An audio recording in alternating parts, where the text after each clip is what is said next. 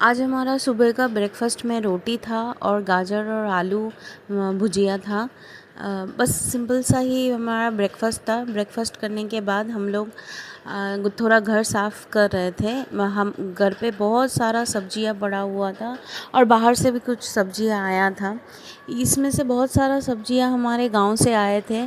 गांव से जो लोग आए थे मेरे नानी घर से, मतलब नानी के मायके से। हाँ, मेरी मम्मी की मामा बाड़ी, मतलब मेरी मम्मी की नानी की घर। वहाँ से वो जो गांव से जो लोग आए आए थे वो लोग ये यहाँ से सब्जी लाए थे। तो हम लोग उन्हीं की तैयारी कर रहे थे। वो लोग आए थे तो घर वर साफ़ कर रहे थे, खाना वाना बना रहे थे। वो लोग आज रहने वाले थे, मतलब पूरा दिन रहने वाले थे, रात तक नहीं। यहाँ पे आज मम्मी का बर्थडे भी था। कोइंसिडेंटली हमको पता, मतलब उन लोगों को पता नहीं था मम्मी का बर्थडे है। मेरे हस्बैंड को पता था। वो ऑफिस के आते वक्त थोड़ा एक केक लेके आए थे। ये मैं उन लोगों के लिए खाना बना रही थी सुबह सुबह। जब पूरा खाना वाना बन गया था, थोड़ा दाल चावल भी बनाए थे, सब्जी बनाए थे और मछली का एक आइटम भी बनाए थे।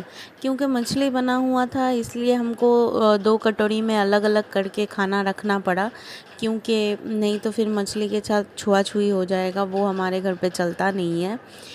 तो देखिए, मैं दाल को भी डिवाइड करके 2 जगह पे रखूँगी और सब्जी को भी डिवाइड करके 2 जगह पे रखूँगी।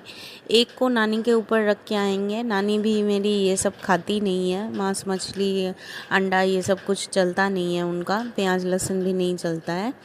तो मैं एक कटोरी नानी के ऊपर रख के आऊँगी ताकि छुआ-छुई ना हो, और बाकी का सारा सामान नीचे रहेगा। जब तक वो लोग खाना पीना खा के चले नहीं गए तब तक हम लोग ये वाला खाना को छुआ भी नहीं। फिर वो लोग चले जाने के बाद नानी के ऊपर से ये वाला खाना हम लोगों को लेके आना पड़ा। तो मेरे घर पे जब भी कोई आता है या कुछ भी होता है तो मुझे ऐसे डिवाइडेड करके काम करना पड़ता है, नहीं तो बहुत ज़्यादा प्रॉब्लम हो जाता है। और इसमें मैं क्या ही बताऊँ आप लोगों को, कोई बहुत ही ज़्यादा खटनी होता है। लेकिन ठीक है, चलिए, फिर भी लोग हैं तो इतना तो करना ही पड़ेगा। फिर उसके बाद वो लोग आ गए थे तो हम लोग बैठ के थोड़ा बातचीत कर रहे थे। बहुत दिन के बाद वो लोग मिलते हैं तो बहुत सारा बातें जम भी जाता है। तो बातें तो ख़त्म नहीं होता है, थोड़ा हंसी मजाक भी होता है, थोड़ा बहुत गंभीर सा आलोचना भी होता है, क्योंकि इतने दिन के बाद सब मिल रहे हैं तो बात का तो मतलब वो तो कभी ख़त्म होने वाला है नहीं बात। तो वहाँ का जो ज़मीन है, हम लोगों का बहुत सारा ज़मीन है धामुआ में, ये लोग गांव में, वो ज़मीन को लेके थोड़ा बातचीत हो रहा था। और फिर नानी का तबीयत ख़राब, थोड़ा सा ख़राब था, तो इसीलिए ये लोग देखने आए थे। तो उसको लेके भी बातचीत हो रहा था कि अभी नानी कैसे हैं, क्या नहीं है, ये सब बात चल रहा था। और खूब सारा हंसी मजाक भी हो रहा था, क्योंकि इतने सारे लोग इतने सारे दिन बाद मिल रहे हैं तो थोड़ा हंसी मजाक तो होता ही है।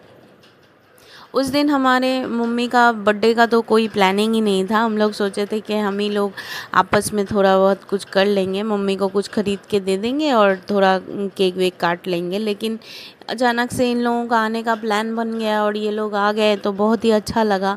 हमारा पूरा दिन उस दिन बहुत ही अच्छे से काटा बीता। मम्मी को भी बहुत मज़ा आया, नानी को भी बहुत मज़ा आया, क्योंकि ये लोग सब गांव से आते हैं तो इन लोगों का मन बहुत साफ़ होता है।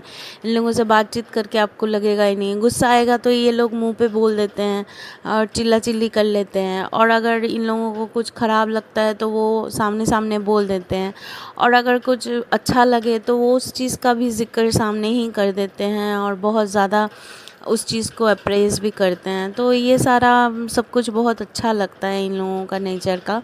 हमारे शहर में तो ये सब अभी खोसा गया है, कोई किसी से घर पे आना जाना करता नहीं है।